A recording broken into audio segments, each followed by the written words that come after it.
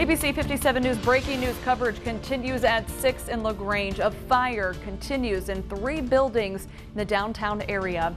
And in South Bend, a small plane crashed near US 20 while trying to land at South Bend International Airport. Now on to another breaking situation in LaGrange. A fire has been burning in downtown LaGrange near Detroit and Spring Streets. The crews are out of water. They've now brought in a tanker shuttle, and at least one building right there, the Family Dollar, has collapsed. The officer tried to get him to get off of him. He leave me alone and stuff like that to get it wounded, and the officer shot. Only on ABC 57 News, an eyewitness describes what happened just before a South Bend police officer opened fire on a suspect during a physical confrontation. Thanks for joining us on ABC 57 News at 6. I'm Brian Coneybear. Right now, we have more of our special ABC 57 team coverage on the South Bend police shooting and both the officer and suspect who were involved. Terror again strikes London. People running from 2 separate terrorist attacks. There was people lying on the ground, and there was a taxi driver who had his sort of window down. He was really shouting at people to run. The first at the London Bridge, people seen evacuating with their hands on their heads. The second scene just blocks away at a popular market. Tonight, families are looking for their loved ones and political leaders sending their support. 2 Pokagon tribal police officers speeding to a call for help are hit by another car, leaving the driver dead. This storm has never been more dangerous than it is right now. Florence, now a tropical depression, continues to terrorize the East Coast. As the death toll continues to rise, many from Michiana are on the front lines lending a Hoosier helping hand. She was a great woman, and she didn't deserve what happened to her. A 15-year-old boy remembering the amazing woman his mother was after she was shot and killed Saturday night.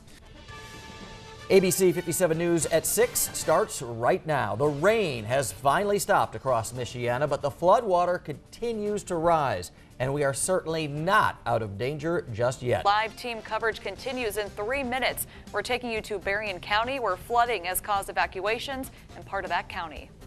And I'll show you if you'll need your umbrellas much longer.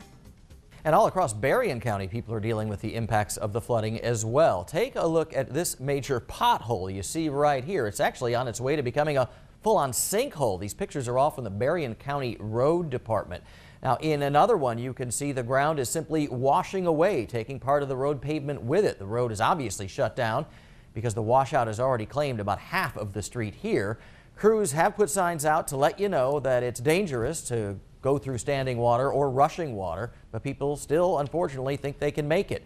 We still have a while, though, several days, in fact, until the water actually starts to recede significantly.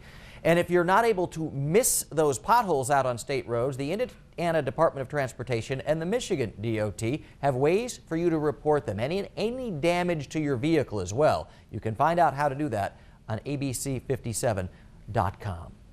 We have a lot of people who haven't voted before showing up. People all across Michiana showing up and voting on this primary day 2018. It's your voice, your vote, and ABC 57 News has been covering the races that matter to you for months leading up to these primaries. The polls just closed for the part of Indiana that's on Eastern time. But now the anticipation is growing as we wait for the results to start coming in.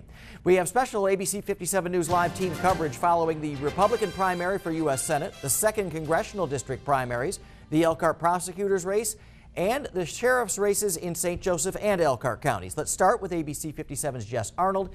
She's live in Mishawaka for us tonight. Jess? All right, thank you for the inside story. And as always, I'm being told that Air Force One is now making its way into South Bend International Airport. Let's take a live look at that picture.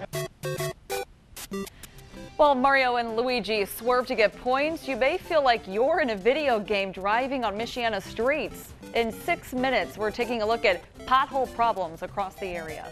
Scary moments on the road. This bicyclist hit and left on the side of the road tonight. The investigation continues into the driver that knocked him in the air. Plus, take a look at this. It's burning, it's dangerous, and putting it out with water would only make it worse. You won't believe what firefighters had to battle against. Coming up, he thought he was just doing his job when it all went wrong. New video has been released after this garage went up in flames. A Colorado robbery suspect trying to be a smooth criminal, but ends up failing miserably. Usually the third time's a charm, but this Butterfinger bandit just gave up.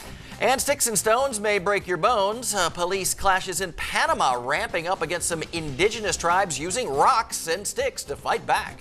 Trending tonight, the world of emojis is growing. The little icons on your smartphone allow you to share how you're feeling, what you're doing, and express yourself to your friends and loved ones without having to use those pesky words. Now the company behind them, the Unicode Consortium, is proposing almost 180 new emoji candidates for next year. The focus of the next generation is on diversity, including adding emojis representing people with disabilities. One of them as an emoji couple holding hands with 55 skin tone and gender combinations.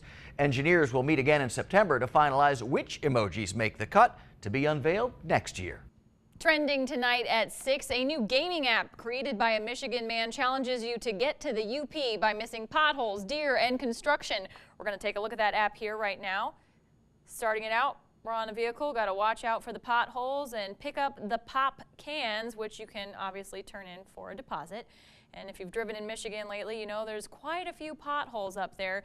Now, the creator of the app, again called Get Up North, takes you on a unique storyline of Michigan, again dodging the obstacles and collecting the pop cans for points. The idea came for the game when he was traveling from Fenton to Pinconning, which is near Saginaw Bay. The creator said it was a way for his family to distract themselves on just how bad those Michigan roads are, and he also wants to bring some light to the issue and hopefully get the roads fixed.